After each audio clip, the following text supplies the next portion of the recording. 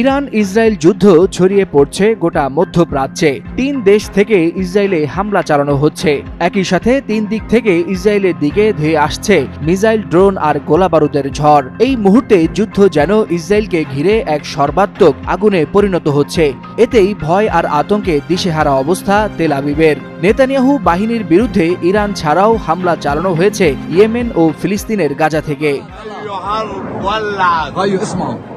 ইরানের বৃষ্টির মতো মিসাইল হামলার আতঙ্ক কাটতে না কাটতেই ইয়েমেনের বিদ্রোহীরা যুক্ত হয়েছে ইসরায়েলের বিরুদ্ধে সরাসরি হামলায়। সেই সঙ্গে গাজা উপত্যকাও চুপ করে বসে নেই। সেখান থেকেও একাধিক রকেট নিক্ষেপ করা হয়েছে ইসরায়েলের দক্ষিণাঞ্চলে।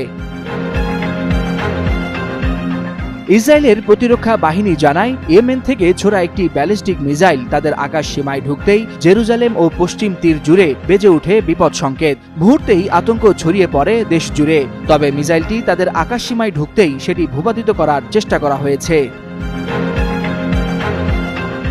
অন্যদিকে গাজা উপত্যকা থেকেও একযোগে বেশ কয়েকটি রকেট ছোড়া হয় ইসরায়েলের আশকেলন, সেদ্রত ও বেহেরশেবা অঞ্চলে। কয়েকটি রকেট ইসরায়েলের আয়রন ডোম প্রতিরক্ষা ব্যবস্থা ঠেকিয়ে দেয়। তবে দুটি রকেট আবাসিক এলাকায় আঘাত হানায় ৫ জন ইসরায়েলি আহত হয়েছে বলে জানা গেছে।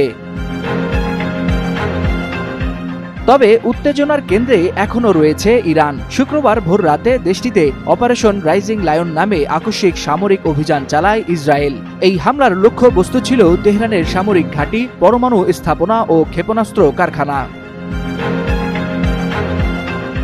সামরিক বিশ্লেষকরা বলছেন, ইসরায়েলের ৩ দিক থেকে একযোগে হামলা মধ্যপ্রাচ্যের সংঘাতকে এক ভয়ঙ্কর রূপ দিতে চলেছে।